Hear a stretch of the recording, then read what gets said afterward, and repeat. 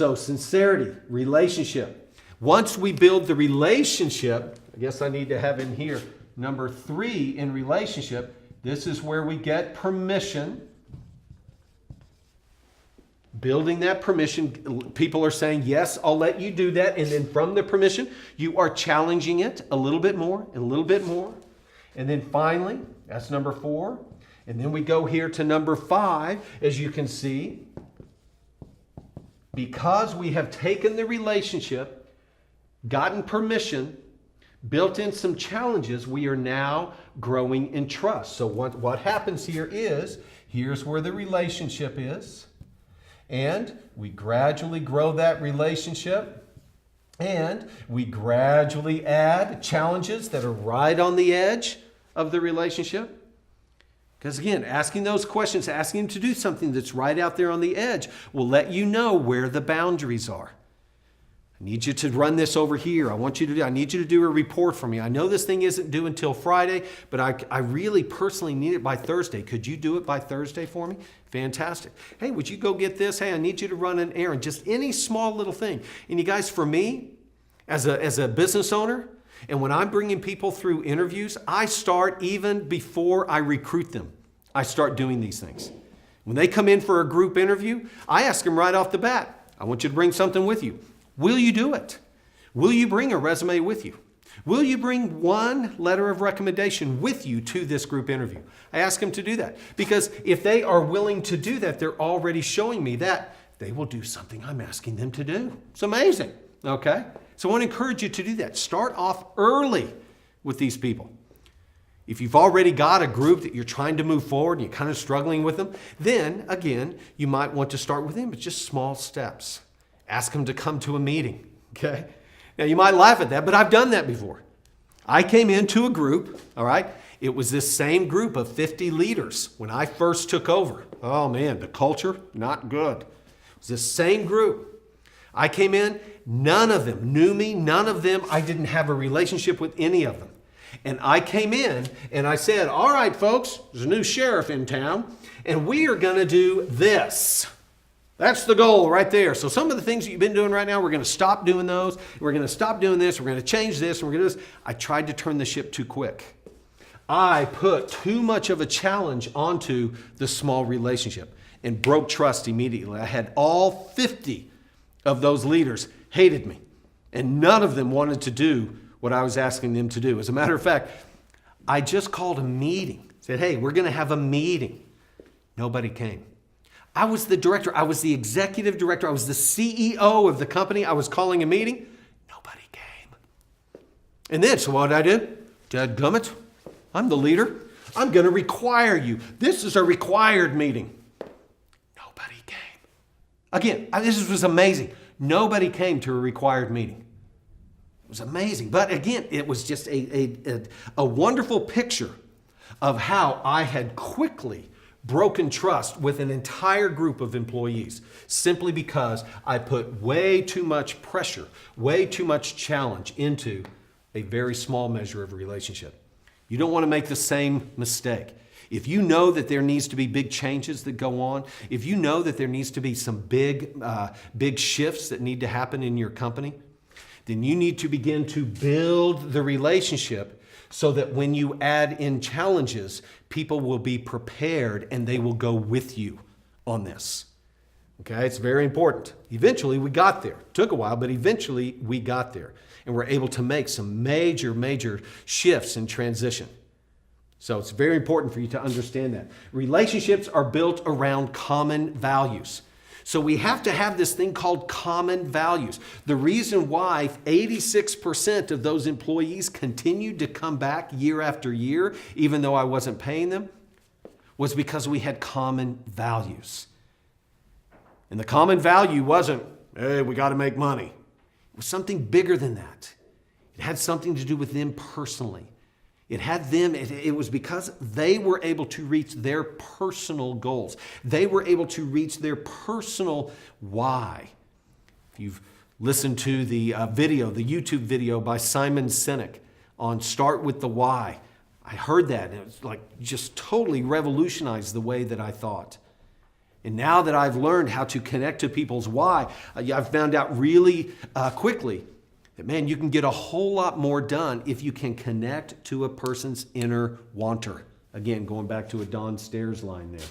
So, if you don't have anything in common with the person you're trying to develop a relationship with, it's going to be very difficult for you to build the relationship. You may be able to have a relationship, but it's going to be hard to expand it. It's going to be hard to grow it to the point where you can get through pressure and difficulty. So again, I do a lot of work with students from 16 to 26 years old, and we've been through this type of stuff, preparing them, whether it been athletes on the field, athletes on the court, or whether it been employees in a job or students in a school. Preparing them for the struggles that are coming. And how do we do that? We do that through finding this place of common interest, of common values. Just a couple months ago, I was speaking to a group of about 300 high school students. The superintendent had asked me to come in and talk to this group because he's going, we're wanting to make some big changes, but we're just really not getting buy-in. We're really not getting the movement from the students. They're really not responding. We've had several people that have come in, but the students just really aren't responding. So again, I was able to use these principles of sincerity, of discovering that common value that we had. I spoke for 20 minutes. 20 minutes. And we definitely had, I don't know the specific numbers, but I promise you, it was over 80% of the entire student body was coming down front. It was like an altar call. All right, they were coming down front, signing up, saying, I will be a part of change. Again, it's all about, it doesn't have to take a long time, but what it does take is that connection with the common value. As soon as we're able to find that common value, people were quick to respond. But if I continue to say, well, I'm the boss, you have to follow me, I promise you, your followers will not share that common value, okay? I'll follow you just because you're the leader, all right? You'll find your limits in that really quickly. But we are wanting to develop followship. So what we have to do is we have to discover for the people that are going to follow us, what do they value? What are they energized by? What are the things that make them get up and go every single day and stick with it through difficulty? We have to know what that is. So that's why we spend time and we talk to them. We actually listen. Okay? So let's see here. As we move to our final page, you may be asking, Clay, what the heck does a 52-year-old have to do with a 16-year-old? What can they possibly have in common? Well, for this group, it was all about personal development. For this group, it was all about growing and developing. For this group, it was all about them reaching the goals that they wanted. How many of you guys are interested in that? So we got some raises in hands from time to time. How many of you guys, this is something I'm interested in. Anybody else interested in that? It's just that common thing. Are you guys on the same page with me? Are you like me? Do you think this? Do you think that? And again, if you're looking at the employees that you're trying to lead right now, or if you are not in a leadership position, but you want to move into leadership, and you begin to look at some of the other co-workers that are here with you, you might look around and go, well, I don't really have anything in common with any of these guys. And that might be true personally. But a big question for you is, do you have common goals, common interests professionally? How about this? Do you know what the core values are in your company? Oh, man, there's a tough one. Do you know your company's core values? And first of all, do your core values align with your company's core values? Oh man, I find across the country, this is not, people, first of all, they don't know what the core values of the company are. Or they're able to come up with one, but they're kind of looking at one another. Is that right? They're kind of trying to check. They don't know what the core values are. And so as a result, people are in positions, people are asking people to follow them simply because they're in a position. Rather than getting that permission because we're on the same page together. So first of all, I want to encourage you, when you move to this thing called sincerity, again, you might look at your group and, Clay, I really don't like some of these people. I get it. That's okay. You don't have to like them. Clay, I really don't have anything in common with them. They're a bunch of this or they're a bunch of that. I don't really have much in common. I get it. It's okay. You don't have to have a lot of personal things in common. But the question is, core values. Do your core values align with your company's core values? If they don't, you might be the one in the wrong spot rather than them. But if your core values align with your company's core values, now you can begin to look at your employees one at a time, two at a time. Do their core values align with the company core values? If you don't know, you need to start asking.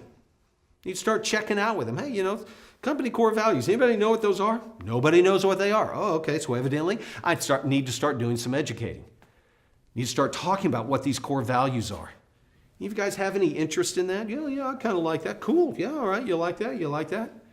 We're going to be talking about this in another session coming up about how to get people, doing the Jedi mind trick, how to get people to do that.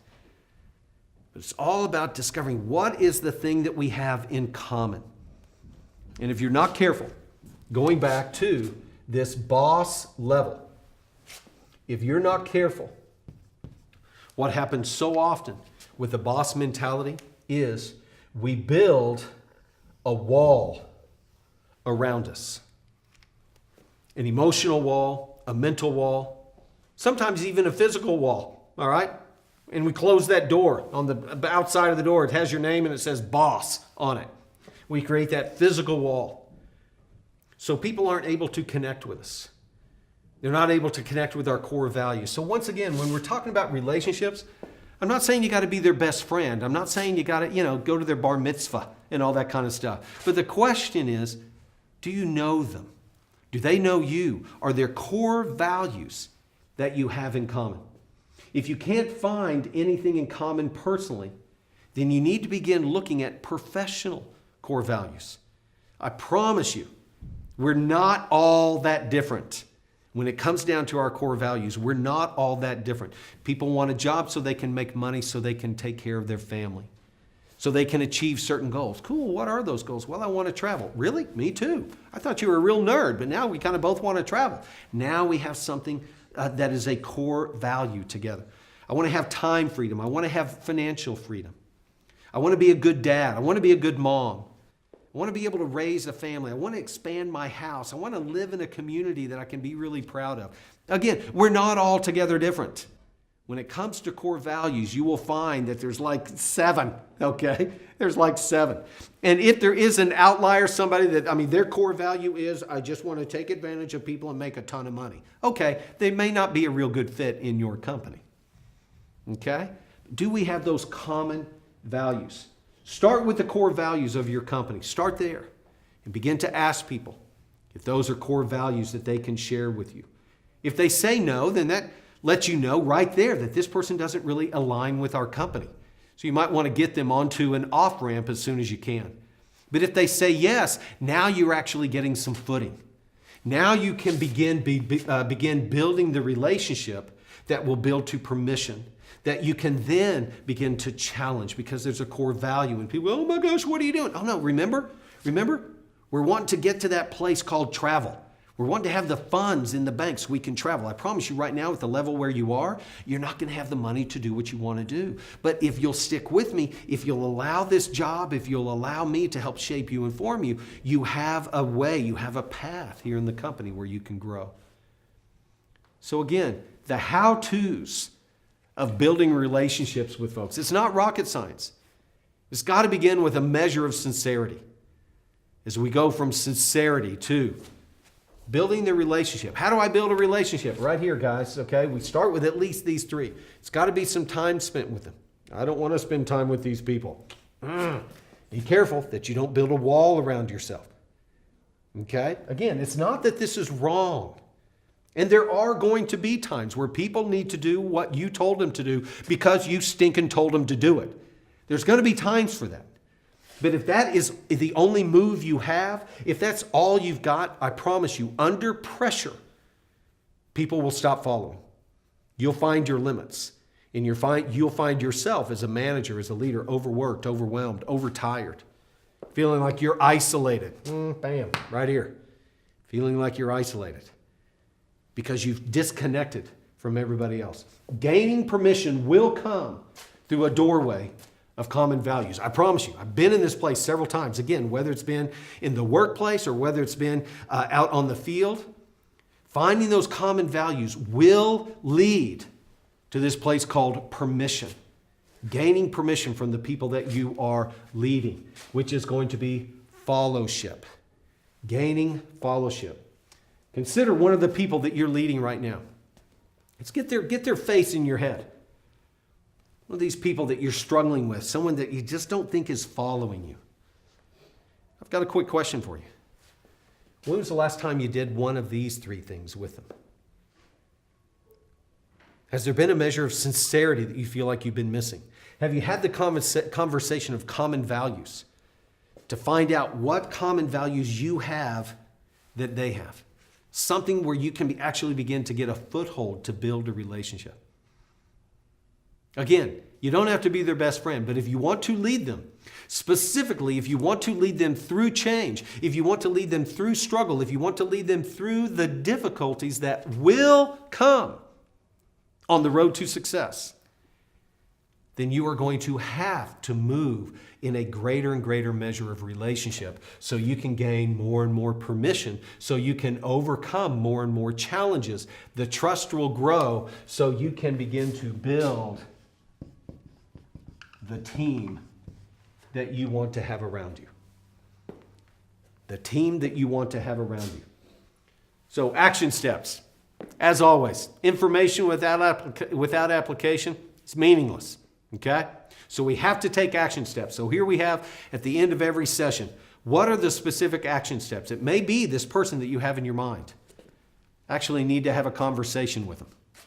I actually need to talk to them more. I need to listen more. I mean, man, this is a great crossover to your kids. This is a great crossover to your spouse. It's a great crossover to your friends. How do we build relationship? How can we begin to develop fellowship?